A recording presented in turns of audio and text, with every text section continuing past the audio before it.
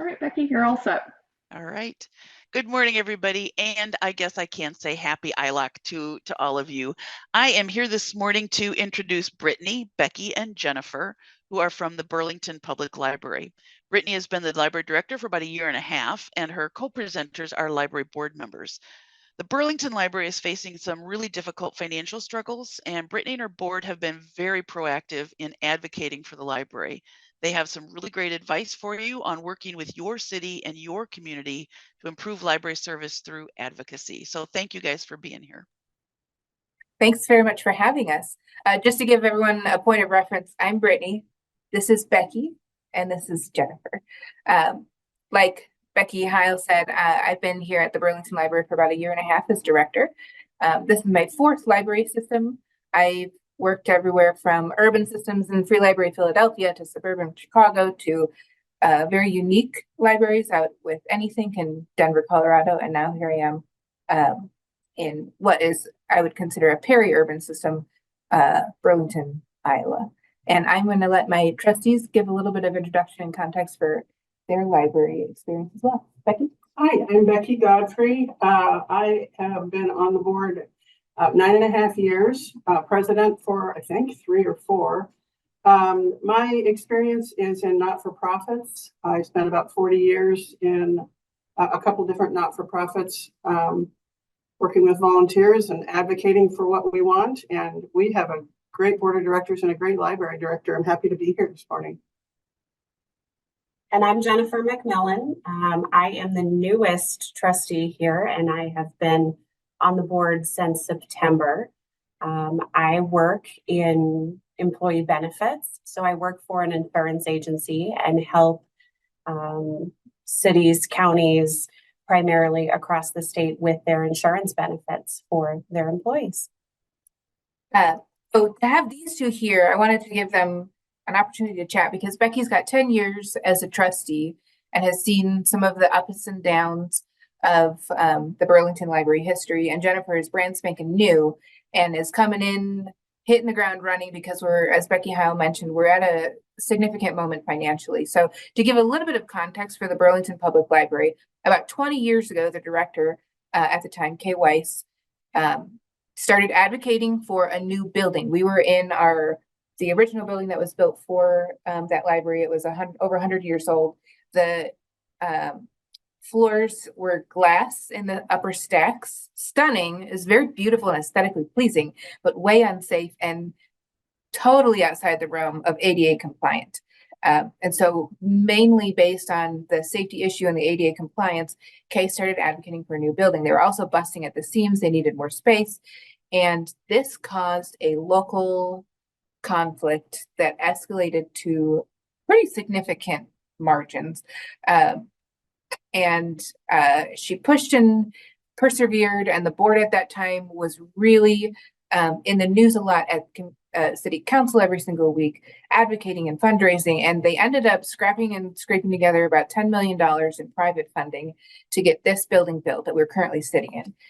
So it was, it had not passed the levy thrice.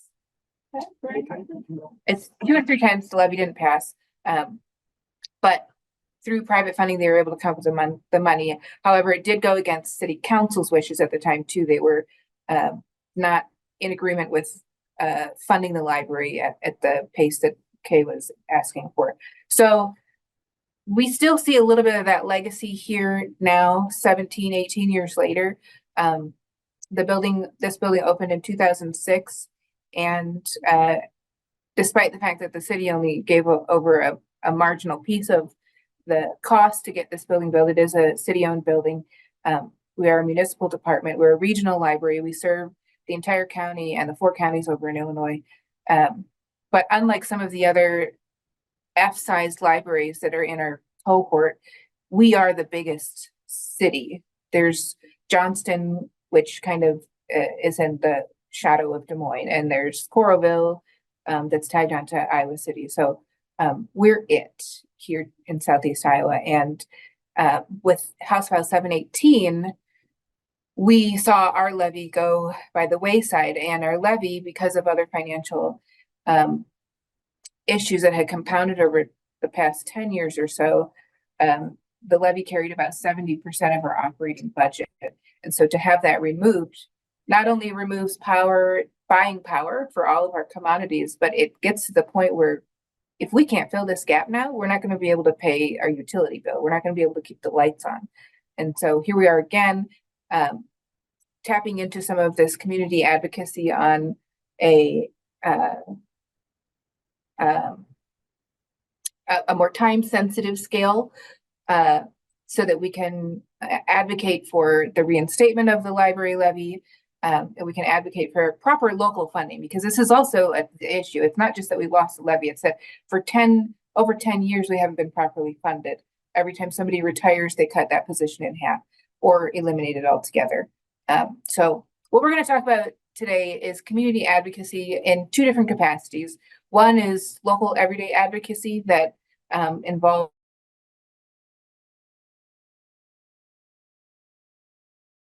whether you realize it or not, you're participating in this everyday advocacy. And then the other time-sensitive advocacy where you have to lean into that social capital that you have because there's a ballot issue or because there's a funding issue or XYZ. So if you have any questions throughout this session, please drop them in the chat. Becky Heil, I'm going to ask you to interrupt and flag us down if there are questions that pop up. Is it okay? Okay. And then I am going to start sharing our screen.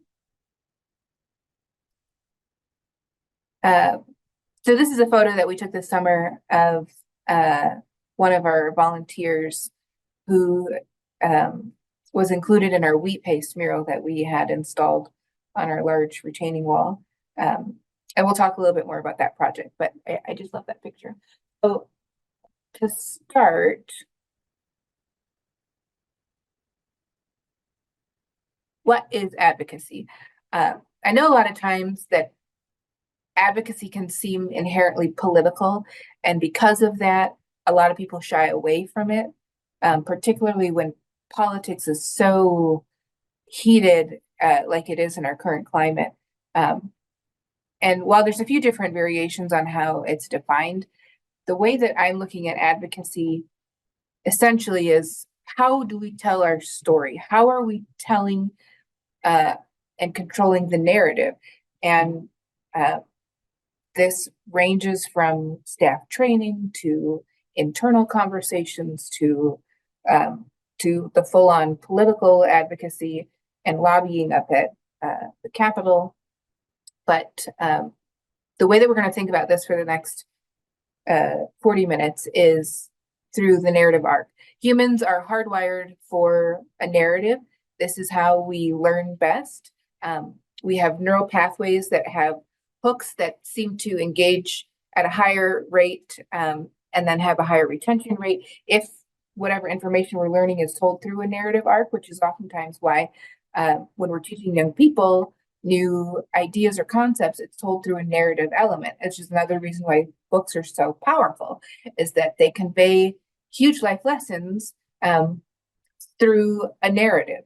So in thinking about your library, both your local library and then libraries on a state level, Iowa libraries and American libraries and global libraries, it's all about how are we telling our story and how are others telling our story too. So eking over to the next slide, these are the four groups of folks who are participating in our story: staff, trustees, community, and our state. You can scale this further and change state to government and include national congresses and prime ministers and whatnot, but we're just going to look at our state. And when in each of these groups, we've got a slew of questions here. Who do we see? Who do we serve? And it kind of flexes back and forth. So with the staff, they're looking at who do we see, who's coming in our door, who isn't coming in our door, what do they need? So this is information seeking behavior. How are they looking for what they need? And how do we respond? And this is the narrative that we have going back and forth with patrons who come in our doors. And then the trustees have their own set of questions that mirror what I've listed for the state questions. It's who do we serve? How do we support them now? And how do we plan for the future? So trustees kind of are helping gaze down the road quite a bit. And we just went through our latest strategic plan iteration, and they voted on it this January, actually, for the next 5 years. But who do they serve? It's the staff and the community. They've got two different people groups that they're looking out for. And in the community is where am I seeing, I don't know if anybody's read any Brene Brown, but her research on how on social vulnerability and the fact that everybody wants to be seen and everybody wants to be heard is really applicable to not just libraries, but I think any organization that's dealing with people. So the community is asking, where am I seen? What do I need? How do I find it? And who are the helpers? And then again, we have the state who mirror what the trustees are looking at. And with these four groups, they all fall on this continuum that is interchangeable. It feeds itself back and forth. There's no one direction.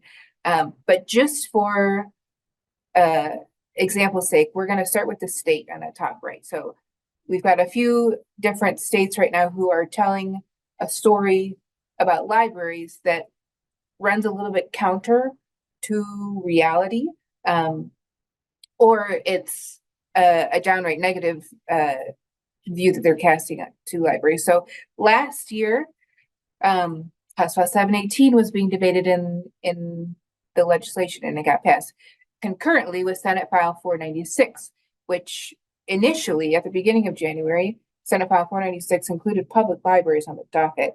And so when those two things came up, we, going down this continuum to the trustees, took a moment to pause and look internally. And again, who do we serve? It's the staff and it's the community. And are we ready for the potential of what the state is saying?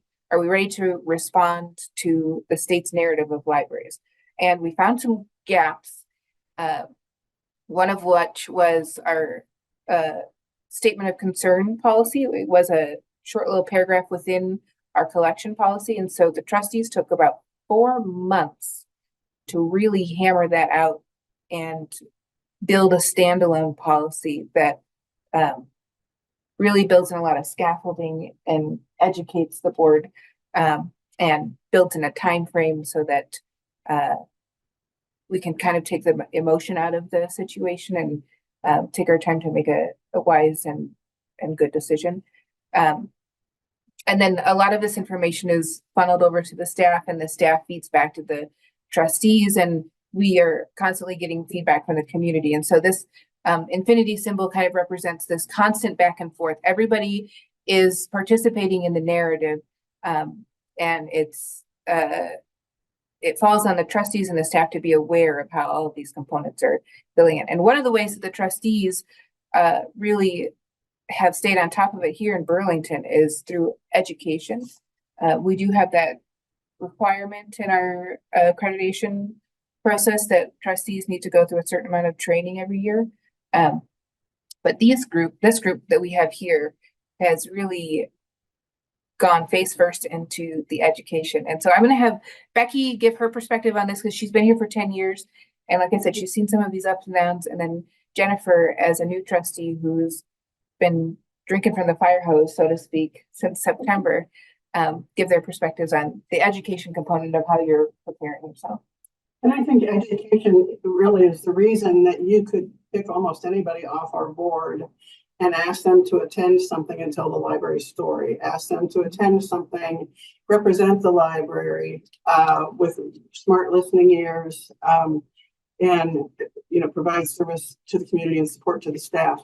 I want to say like 5 or 6 years ago, I went to a state library conference, which was great. It was an eye-opener for me. It was quite an experience, but I went to a session that the trustees, it was all trustees, and we're talking about board training.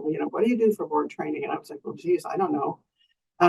It's required by accreditation. So I asked our director, what are the board training pieces we're doing? And she pointed out some pieces that we do very regularly, we just don't call them board training. I mean, we aren't consciously aware of the fact, oh, okay, this is, you know, I feel like if you're intentionally trained on something, you intentionally take pieces in that you can use and that will stick with you. So about 6 years ago, we put on our agenda, on the trustee meeting agenda, board training.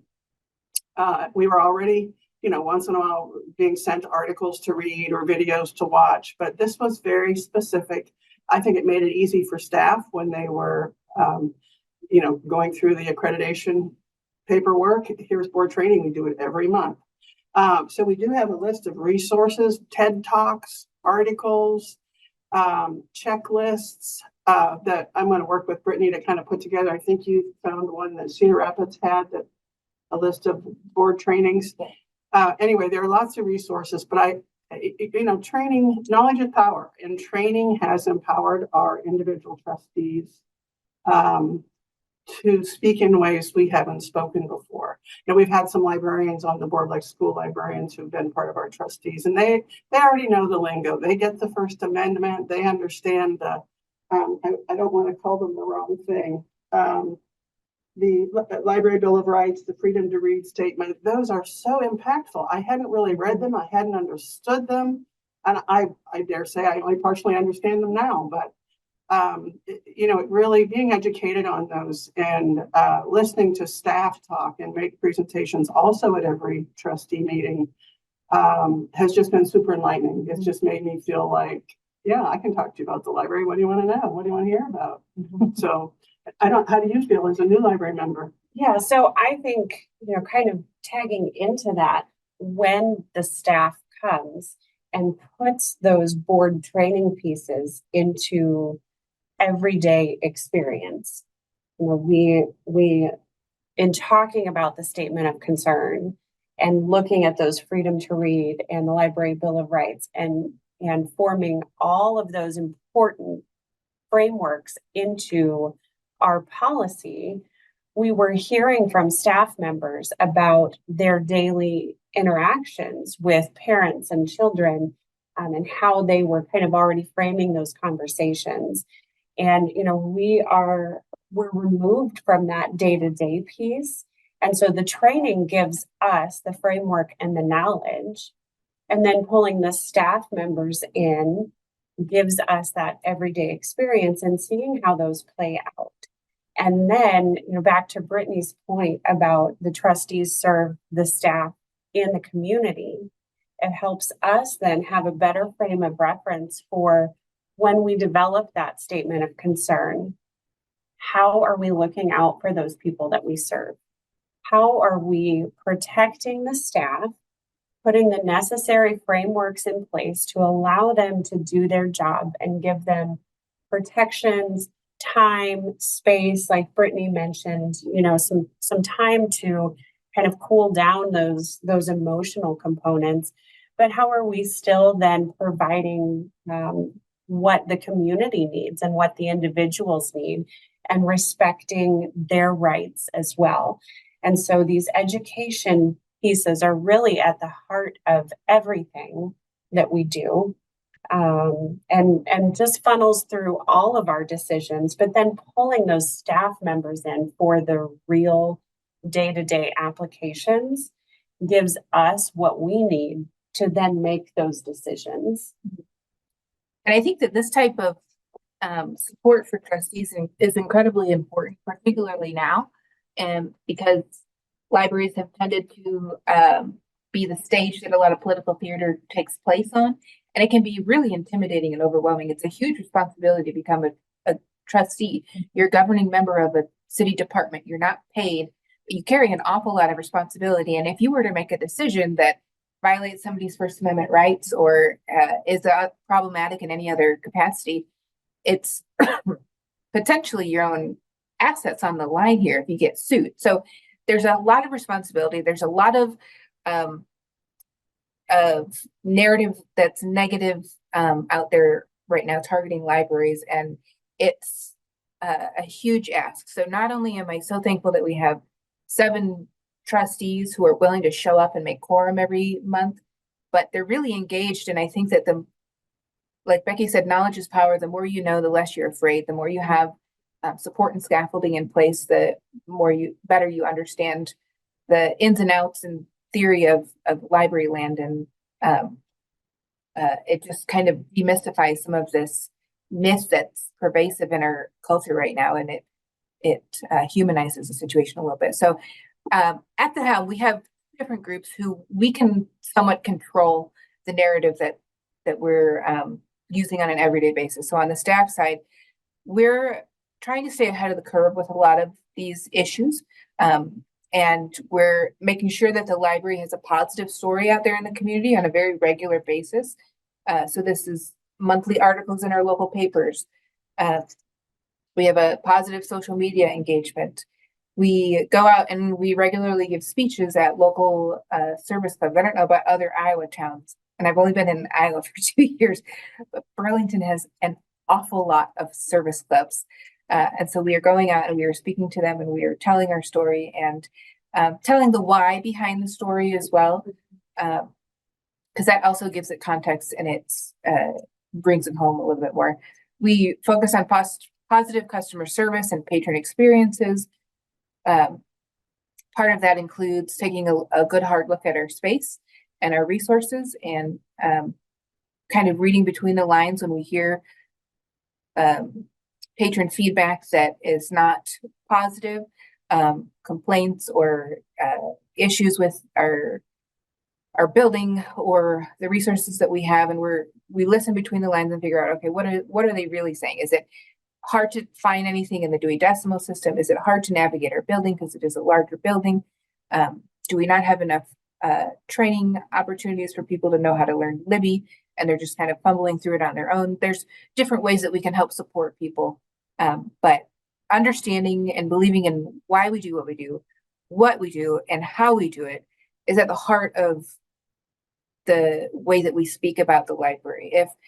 If the staff here is not on board with our vision and our mission, and we're not supporting them and giving them enough tools to handle the total variety that could happen in any given 24-hour period at the library, then they might not be speaking very positively about it. And if patrons come up and they can sense that the staff is not happy, then that might increase the chance that they have a negative experience. Or if patrons feel belittled when they come into the library, or they feel like they're not being very welcomed in our space, that creates a negative association that they have with us. And if they go out into the wider world and they see this national rhetoric about libraries are overfunded and they're pushing a certain agenda and insert X, Y, and Z here, they hear this negative agenda or this negative rhetoric coming from higher entities,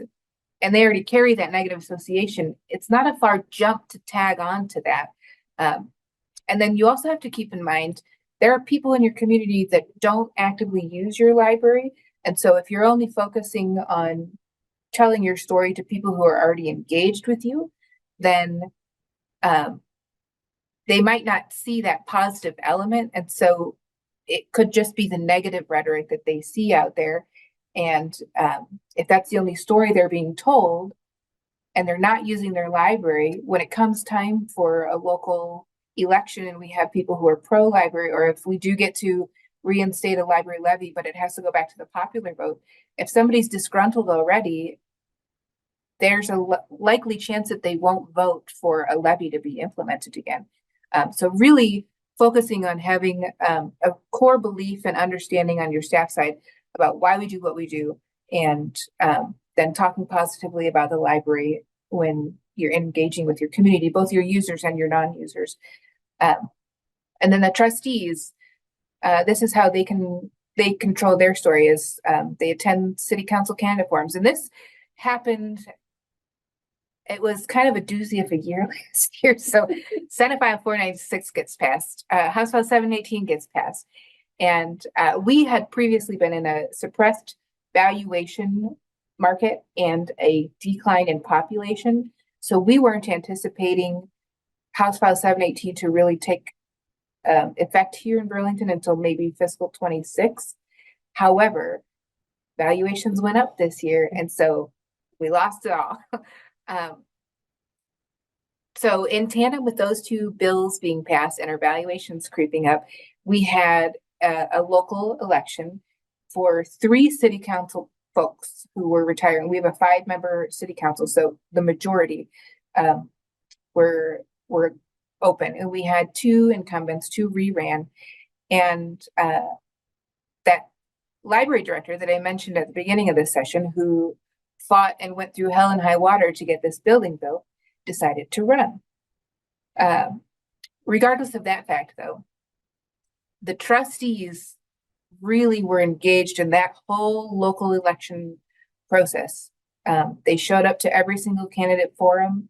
They submitted questions to each candidate forum regarding House File 718 and implications of the loss of the library levy. And at every single government gathering here in Burlington, the library was brought up, and there were a few candidates who were running who I don't think had any clue about House File 718 or what was going on with the library. And it was pretty evident on their faces. So the fact that we had so many people out in the community talking about House File 718 and the loss of the library levy showed up in the fact that it was at each conversation in these council forums. Our trustees also attend a fair amount of city council meetings and have submitted proclamations at City Hall. So this is all, again, positive storytelling in the community from the trustees side. Do either of you want to talk a little bit about the whole local election that we had last November with how you were engaged with it, or how the trustees showed up for that? I know Becky showed up to quite a few of the forums as well. And you were at one of them, I think. Yes. And I kind of came in, so I became a trustee in September. So getting all of this right out of the gate, I was, like Brittany said earlier, drinking from the fire hose and just trying to take it all in and show up and be present however I could. I think Becky can probably speak a little bit more to the process and what actually happened. Or do you want to talk a little bit about showing up to city council 10 years ago? Well, I think they're related. So 10 years ago, we sat probably kind of defiantly because we were crabby with a lot of the city council members. But people on city council knew who most of us were. We would send them emails before and after city council meetings, and we would get a nod, not always a smile, when we would enter city chambers. And there's still a couple folks on the city council that I think know some of us from 10 years ago. And I just think having those faces reappear and appear when you don't expect them, I think that surprises people who are serving on city councils. And we talked a lot about telling your story, and I didn't think of it as telling our story until Brittany said it's about telling your story. But we told a different story 20 years ago when we were trying to build a new building. We had to tell the story of why we have to have a new building. Then we told a different story 10 years ago about the cuts. They stopped doing all capital expenditures at the library. It's like, wait a minute, the city owns all this property and you're not going to put any money into it? So we had a different story to tell. Here's what we do with capital expenditures. Here is who affected by the money the city council spends. And now we're telling a different story. So your stories change. Whether you want a bench for the front of your building, you tell a story that outlines the need for that bench. If you need, $300,000 in funding so you don't have to become a private library, you have a bigger and a different story to tell. But it's all about the story. It's about telling it every chance you have to the faces who make the decisions. And it's about wearing buttons. We were talking about buttons and, what's that button mean? Just anything you can do to start a conversation. And, to tag on to that a little bit, Becky and I were at a city council session yesterday when Brittany was presenting the budget for the coming fiscal year. And she said something that stuck with me. She said, I am not bringing you my budget request. I'm telling you how the community uses the library and asking you to fund it. And again, it comes back to how we frame what we're asking for in terms of the community. And the community knows how we use the library, how the library is used, because our presence on social media, I think, is fabulous. Yeah. Brittany writes an article. I feel like every week I open the paper and you're there. But it's good stuff. You know, it's the stuff about maybe the history of the library, history of the city, you know, some history of legislation or what's coming up next. But you know, she selects little stories and keeps them on page 3 of the newspaper every week. So our and all these service organizations, and she's not kidding about us being, you know, having all these clubs and stuff. They always want speakers, so they're always hearing library stories. And you know, there is not a library staff leader that can't go tell stories as well. Library employees, library friends, library foundation members. We got lots of storytellers.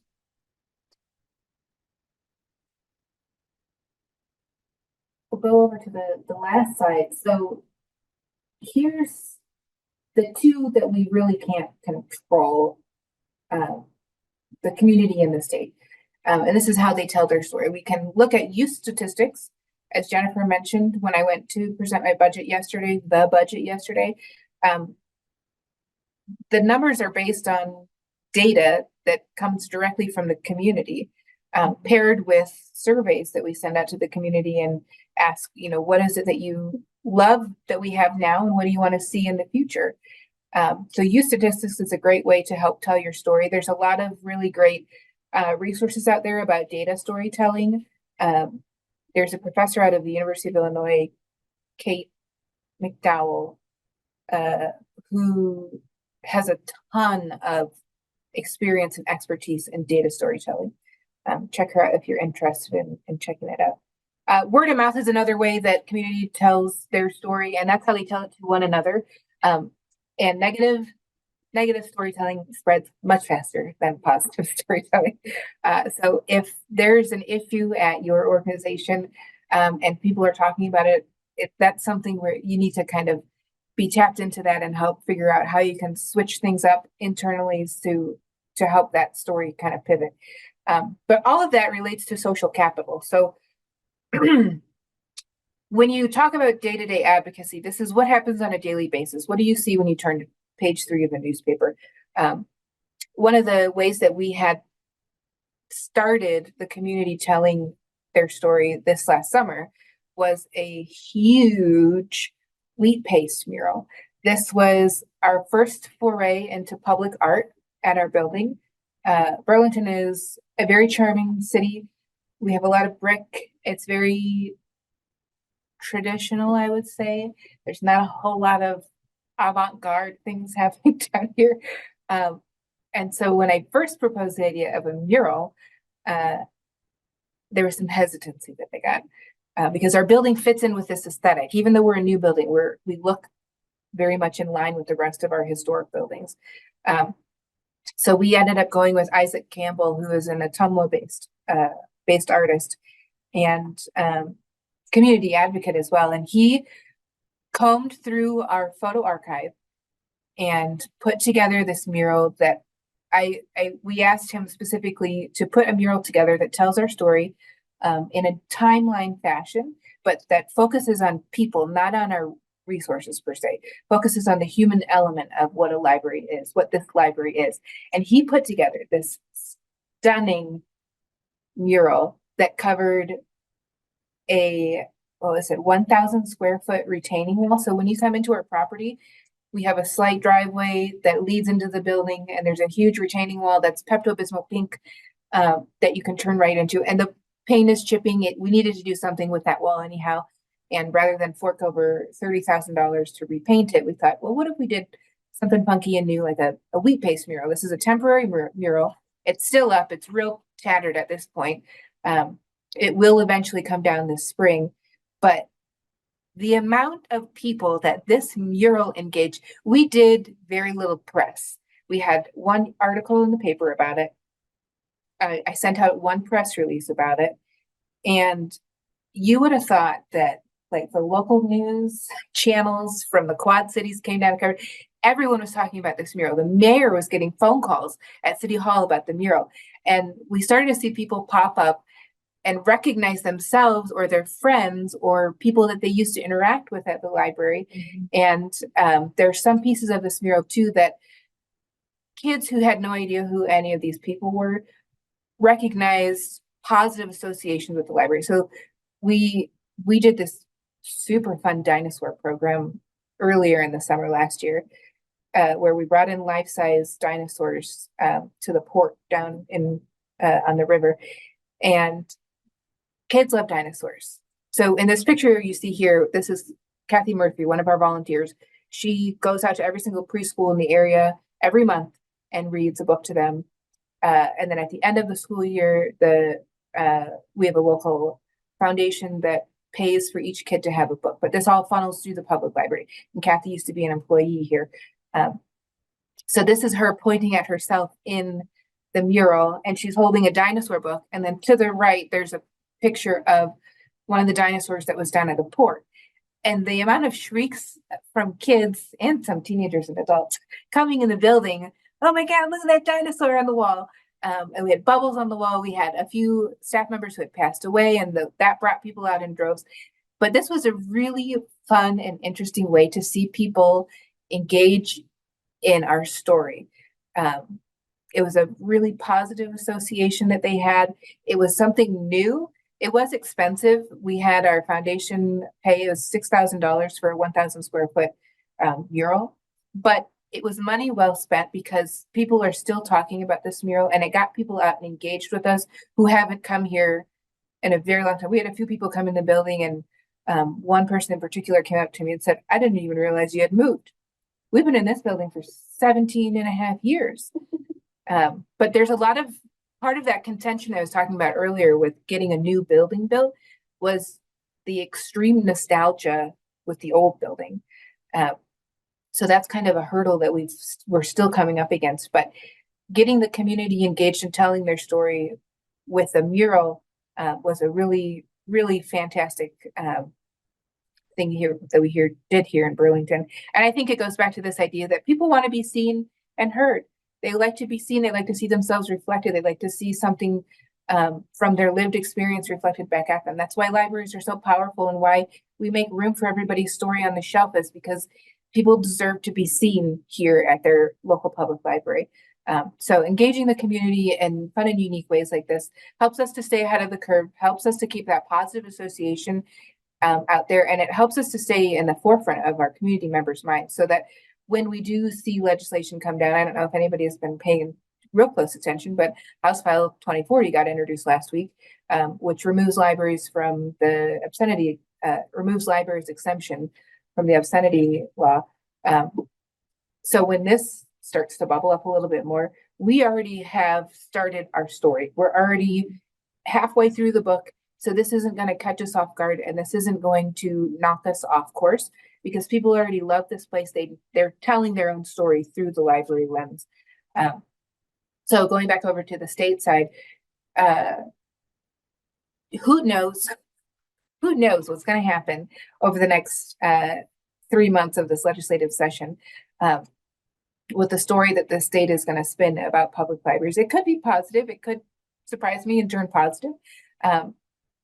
But if it doesn't, then we have 3 other pieces of that continuum telling a positive story down here in Burlington. And so locally, this makes an impact for us because it feeds into this positive narrative. When the trustees were going to all of those candidate forums and submitting questions and making sure the library is at the forefront of the conversation, it paid off. Kay Weiss is now on the Burlington City Council, spending 4 months developing a statement of concern policy that really gives the patron who is concerned a fair shot at that item, and it supports the trustees, has removed a lot of the fear around what is this national rhetoric of book banning and obscenity in public libraries. And we've kind of simmered it a little bit, and we're prepared now. So if something were to happen, we know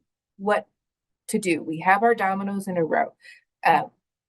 So we can continue telling our story and championing the library and getting us on the forefront because we know what we do. We believe in what we do.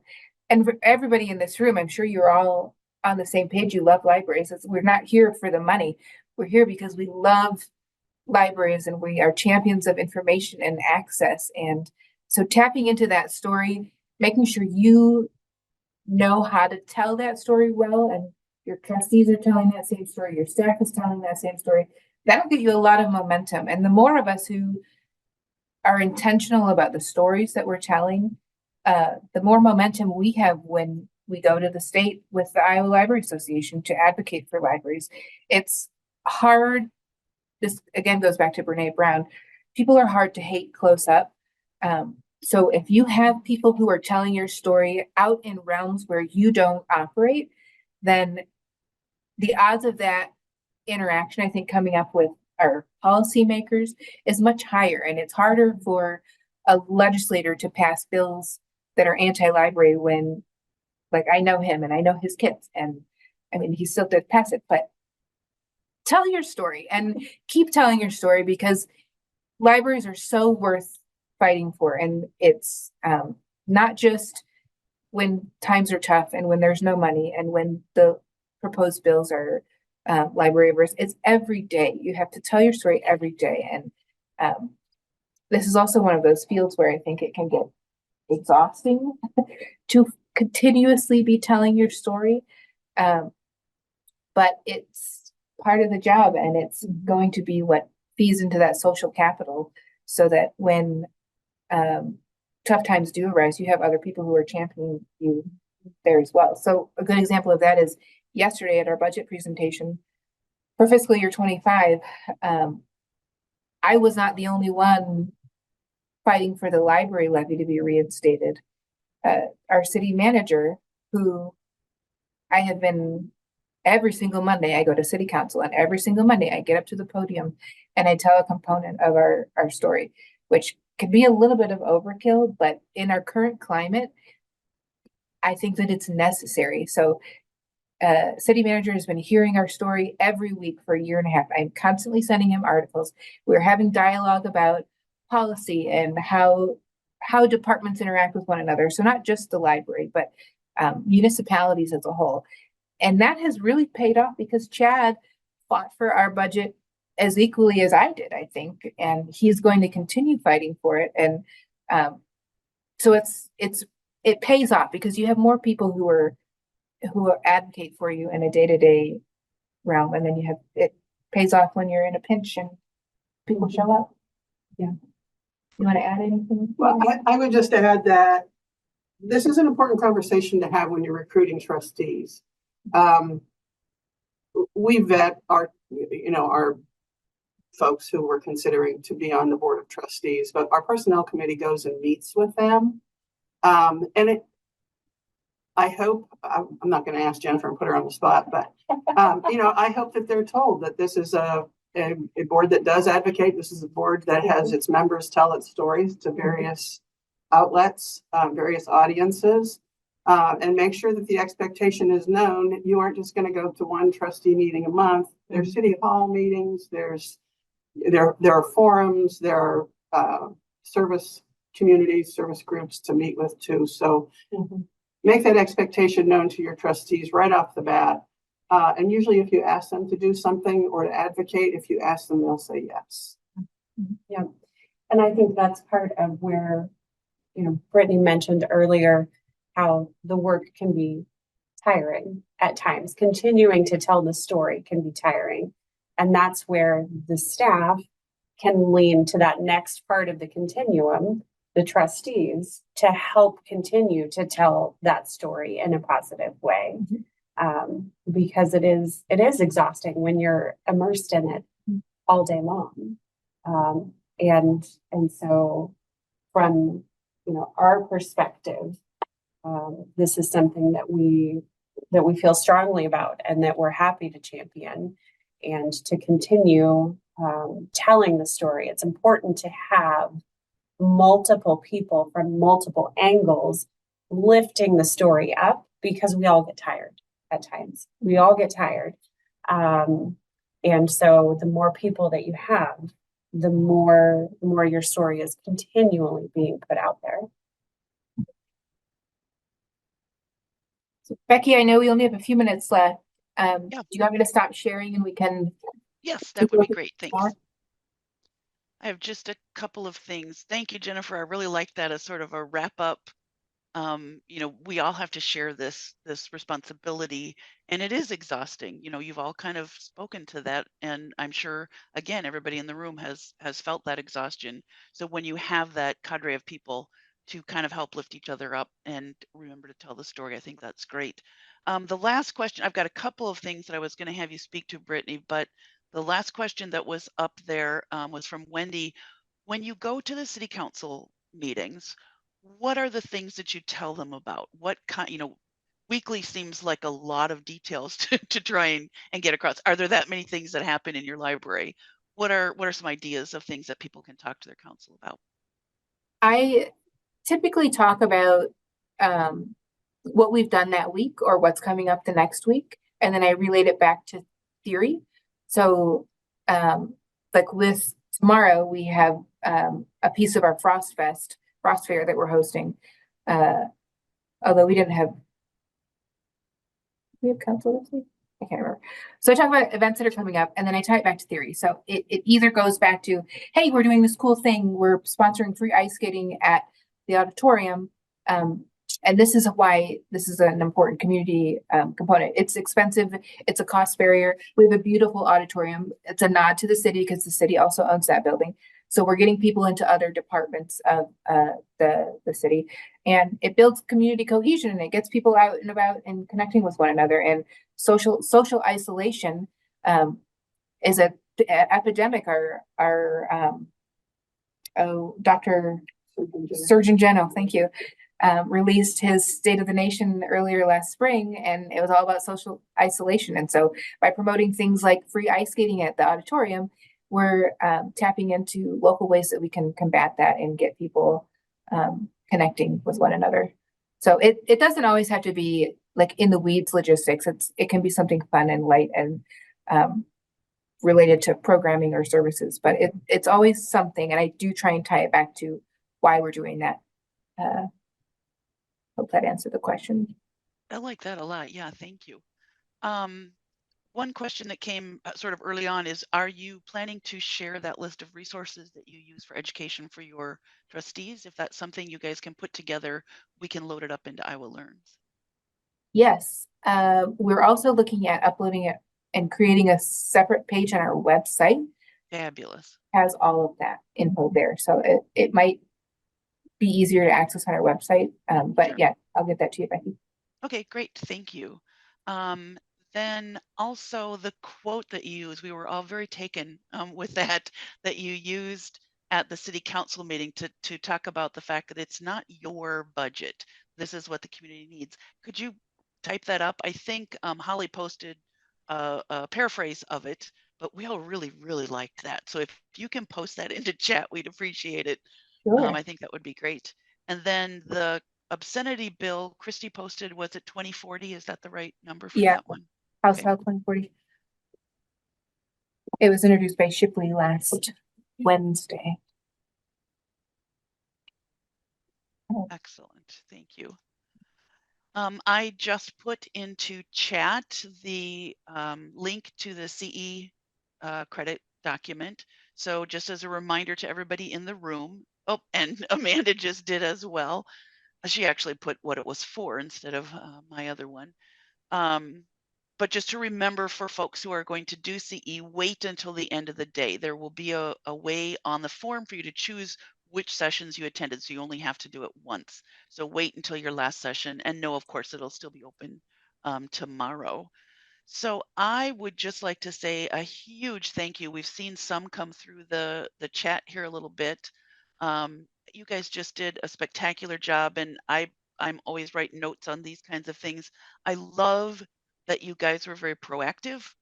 You were not reactive. I mean, certainly reacting to some of the issues that are out there, but the fact that you got the jump on this and we're doing proactive things.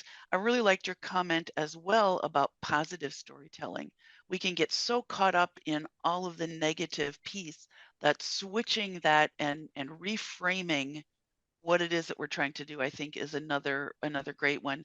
And just to say thank you on behalf of the State Library, as well as the people in the room, we really liked your ideas that are grounded in reality. This is something you've been through. This isn't just theory that you all are talking about, but you've lived it and worked it and have seen fruit come from that. So I think that's a really great thing. So thank you all for being here. Amanda, is there anything else that you need before we No, leave? that was it. Just the links to the next sessions as well. And don't forget about the save that CE link to fill out. But that was it. Great job, guys. Thank you. And we will close the room, right, Amanda? And then, so if you want to come in for the next session, you'll need to just go back to that page and link in, correct? I'm going to leave it open since we already have our next guest in here Oh, next week. all right. Yeah, Okay, but you never mind then. Yeah. All right. Thank you Thanks, guys. Jennifer, Becky, and Brittany, we really appreciate you being here this morning. Thanks. Thank you. Happy to be here. Amanda, is it possible to get a transcript of the chat because we couldn't see it at all during the presentation? Are you saving the chats at all? Yeah, it's saved in the, let's see. It should be, let me make sure it's on here. Give me 1 second.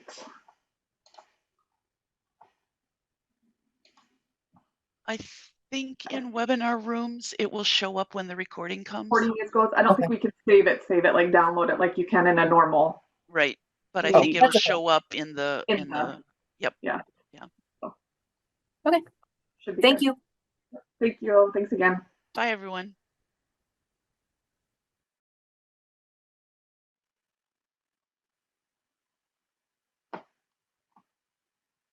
Hi, Jessica. Oh. I'm going to unmute you a second. There we go. There you go. Gotta unmute myself.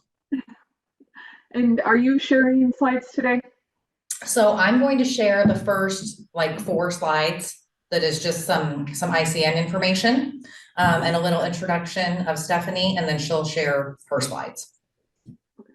I just want to make sure everyone has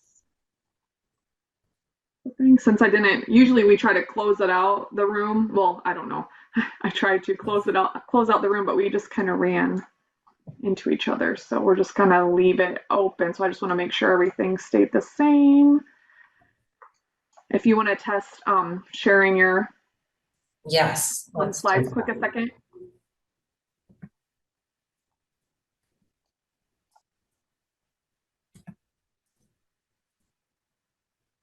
Perfect.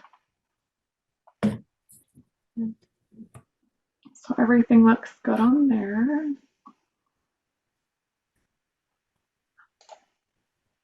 And I can leave that up and, so the folks are seeing that when they come into the room. Okay. I might have to, I think I'm going to have to end this webinar and then reopen it up because it won't stop. Let's see.